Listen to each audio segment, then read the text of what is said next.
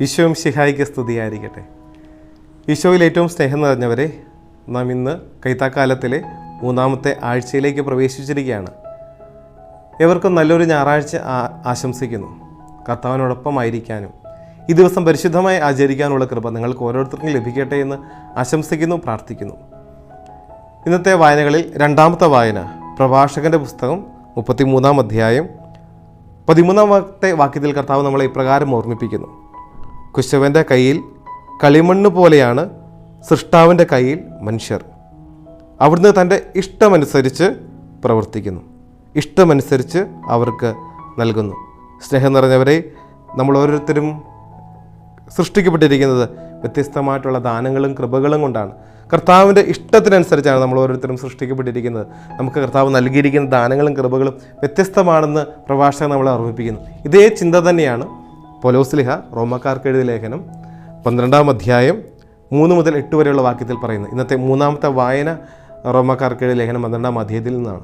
ഇവിടെ തമ്പുരാൻ നമ്മൾ ഓർമ്മിപ്പിക്കുന്നതും ഇതുതന്നെയാണ്. നമുക്ക് ലഭിച്ചിരിക്കുന്ന വിശ്വാസത്തിൻ്റെ അളവ് വ്യത്യസ്തമാണ്. നമുക്ക് ലഭിച്ചിരിക്കുന്ന കൃപകളും വരങ്ങളും വ്യത്യസ്തമാണ്. നമുക്ക് ലഭിച്ചിരിക്കുന്ന അളവനുസരിച്ച്, നമുക്ക് ലഭിച്ചിരിക്കുന്ന കൃപകൾ അനുസരിച്ച്, നമുക്ക് ലഭിച്ചിരിക്കുന്ന ദൗത്യം അനുസരിച്ച് ജീവിക്കാൻ തമ്പുരാൻ നമ്മളെ ഓർമ്മിപ്പിക്കുകയാണ്. ഉള്ളതിൽ അധികം മേന്മ ആരും ഭാവിക്കേണ്ടതില്ല. നമ്മുടെ ശരീരത്തിൽ വ്യത്യസ്തമായിട്ടുള്ള അവയവങ്ങളാണ്. ഓരോ അവയവത്തിനും വ്യത്യസ്തമായിട്ടുള്ള ധർമ്മമാണുള്ളത്. ഒന്ന് മറ്റൊന്നിനേക്കാൾ ചെറുതോ മറ്റൊന്നിനേക്കാൾ വലുതോ അല്ല. ഓരോന്നും അതിൻ്റെ ഉത്തരവാദിത്വം ചെയ്താൽ മതി. ഒന്ന് മറ്റൊന്നിൻ്റെ ധർമ്മം ചെയ്യുമ്പോൾ അവിടെ ക്രമം തെറ്റിപ്പോകാനിടയാം. അതുകൊണ്ട് ക്രമത്തിന് വേണ്ടിയിട്ട് എല്ലാം അതിൻ്റേതായ രീതിയിൽ പോകേണ്ടതായിട്ടുണ്ട്. അതുകൊണ്ട് നമുക്ക് ലഭിച്ചിരിക്കുന്ന കൃപകളും നമുക്ക് ലഭിച്ചിരിക്കുന്ന വിശ്വാസത്തിന് തോതമനുസരിച്ച് നമുക്ക് ജീവിക്കാം. ഓരോരുത്തരുടെയും ആത്മീയ ജീവിതം വ്യത്യസ്തമാണ്. ഓരോരുത്തരുടെയും പ്രാർത്ഥനാ ജീവിതം വ്യത്യസ്തമാണ്. ഓരോരുത്തരുടെയും ജീവിത സാഹചര്യം വ്യത്യസ്തമാണ്.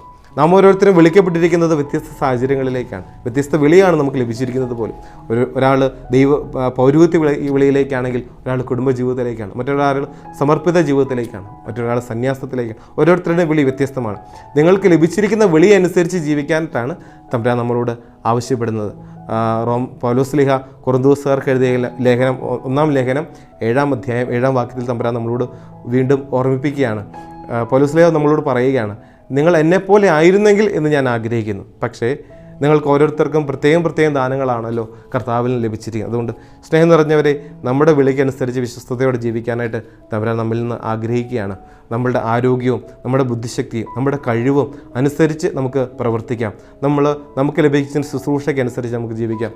നമ്മുടെ ശുശ്രൂഷ മറ്റുള്ളവരുടെ ശുശ്രൂഷയേക്കാൾ വലുതോ ചെറുതോ അല്ല. കർത്താവിന് മുമ്പിൽ എല്ലാവരും ഒരുപോലെയാണ്. എല്ലാവരുടെയും ശുശ്രൂഷ ഒരുപോലെയാണ്. കർത്താവ് സഭയുടെ നന്മയ്ക്ക് വേണ്ടിയിട്ടും സമൂഹത്തിന് നന്മയ്ക്ക് വേണ്ടിയിട്ടും ചിലർക്ക് വ്യത്യസ്തമായിട്ടുള്ള കൃപകളും കഴിവുകളും കൂടുതൽ നൽകിയിട്ടുണ്ട്. അത് സമൂഹത്തിന് നന്മയ്ക്ക് വേണ്ടിയിട്ട് മാത്രമാണ്. അതുകൊണ്ട് ദൈവത്തിന് മുമ്പിൽ നമ്മളെല്ലാവരും തുല്യരാണ് എന്ന കാര്യം നമുക്ക് ഓർക്കാം.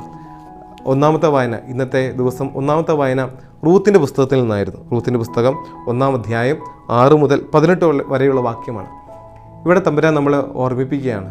വ്യത്യസ്തമായിട്ടുള്ള കൃപകളും വരങ്ങളും ലഭിച്ചതിൻ്റെ ഒരു ഉദാഹരണം കൂടിയാണ് തമ്പുരാൻ ഇന്ന് ഓർമ്മിപ്പിക്കുന്നത്.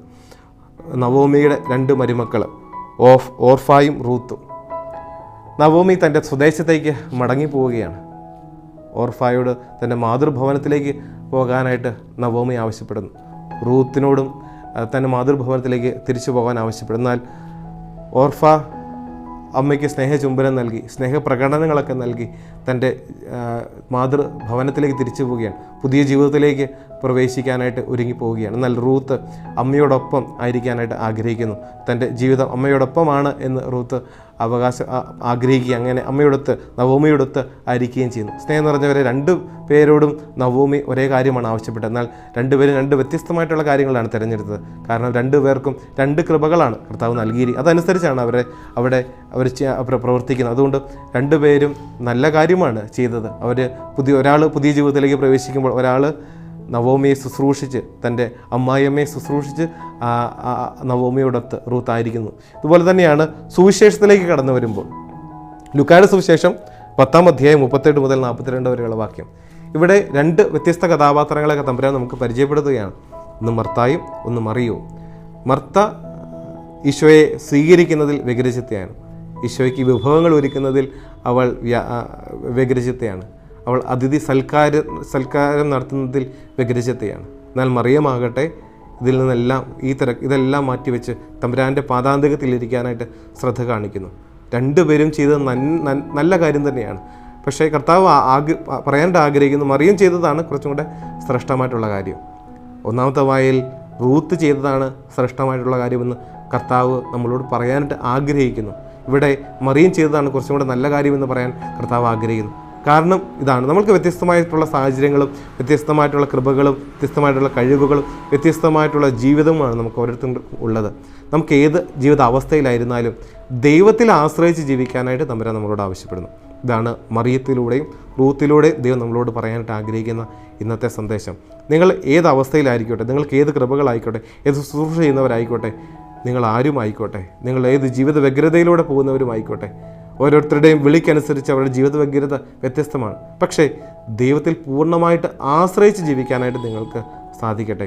ദൈവത്തിൽ പൂർണ്ണമായിട്ടും വിട്ടുകൊടുത്തുകൊണ്ട് നിങ്ങളുടെ ജീവിതത്തെ നിങ്ങൾക്ക് കൃപപ്പെടുത്താനായിട്ട് സാധിക്കട്ടെ. അപ്പോൾ നിങ്ങൾക്ക് കൂടുതലും ഫലം പുറപ്പെടുവിക്കാനായിട്ട് സാധിക്കും. അതുകൊണ്ട് സ്നേഹം നിറഞ്ഞവരെ, ദൈവത്തിൽ ആശ്രയിച്ചുകൊണ്ട് നമ്മുടെ ജീവിതത്തെ നമുക്ക് കൃപപ്പെടുത്താം.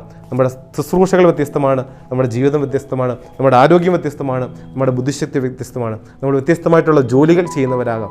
ഏതവസ്ഥയിലാണെങ്കിലും കർത്താവിൽ ആശ്രയിച്ചുകൊണ്ട് നമുക്ക് ചെയ്യാനായിട്ട് സാധിക്കട്ടെ. അതിനുള്ള കൃപയ്ക്ക് വേണ്ടി നമുക്ക് പ്രാർത്ഥിക്കാം. ദൈവം നമ്മളെല്ലാവരെയും സമൃദ്ധമായിട്ട് അനുഗ്രഹിക്കട്ടെ. ആമേൻ.